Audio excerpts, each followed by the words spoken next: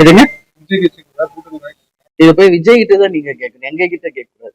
நாங்க கட்சி ஆரம்பிச்சு 20 வருஷம் ஆயிடுச்சு, சரிங்களா? எங்க கிட்ட நீங்க கேட்கணும், விஜய் கிட்ட போய் கேளு.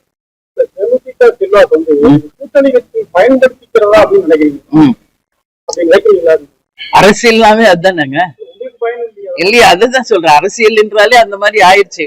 இப்போ முன்னெல்லாம் கேப்டன் மாதிரி வெட்டு ஒண்ணு துண்டு ரெண்டுன்னு பேசுவாங்க. கலெக்ட் இதா முடிவுனா முடிவு, இல்லன்னா இல்ல, அப்படி இருந்தது. அம்மையார் ஜெயலலிதாவும் அவர்தான், இது இருக்குன்னா இதுக்கு, இல்லன்னா இல்லன்னு சொல்லுவாங்க. சோ அந்த மாதிரி இருந்ததுதான். இப்ப அரசியல் ஆதாயம் அப்படிங்கிறது வந்து தேர்தலை நோக்கிதான் வந்து இன்னைக்கு கட்சிகளும் சரி அரசியலும் நகருதுங்க. அதனாலதான் நான் அன்னைக்கே என் பிரஸ் மீட்ல சொன்னேன், எங்களுடைய நகர்வும் இனிமேல தேர்தலை நோக்கி அரசியல் கண்ணோட்டத்தில் தான் இருக்கும் அப்படின்றத நான் தெளிவாக உங்களுக்கு பதிய வச்சிருக்கேன். அதிமுக வந்து ஆமா, கடலூர் மாநாட்டுல ஏதாவது இல்ல, அவங்க வந்து எங்களுக்கு வந்து 5 MP உறுதி செய்த போதே இந்த ராஜ்யசபா சீட்டு உறுதி செய்யப்பட்ட ஒன்றுதான். எழுத்து வடிவமாவே அவங்க எழுதி கொடுத்ததும் உண்மைதான். அன்னைக்கு அதிமுக தலைமை அலுவலகத்திலே அன்னைக்கு நம்ம பிரஸ் மீட்ல சொல்லுவோம் நான் சொன்னேன். அப்பதான் அண்ணன் எடப்பாடியார் வந்து இப்ப எலெக்ஷன் டைமா இப்ப சொல்ல வேணாம், பின்னாடி சொல்லுவோம்னாரு. ஓகேன்னு அவர் வார்த்தைக்கு நம்ம மரியாதை கொடுத்து வேணான்னு அன்னைக்கு சொல்லல. அதுக்கு பிறகு 2025 6 எழுதி கொடுங்கன்னு நம்ம கேட்டோம்.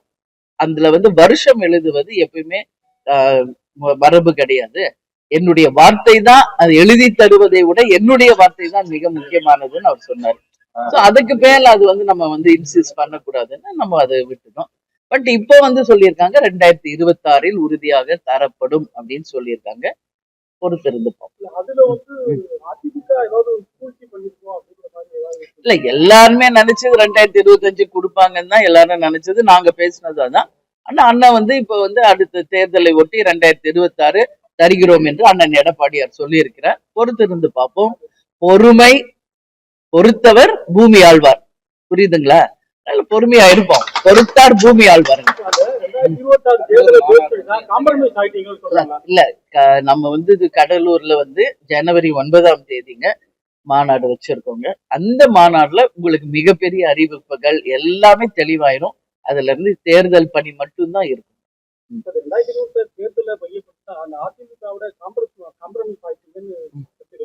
இல்லையா, இதுல காம்ப்ரமைஸ் ஆகுறதுக்கு என்ன? அவங்க எழுதி கொடுத்ததை நாங்க சொன்னோம், சரிங்களா?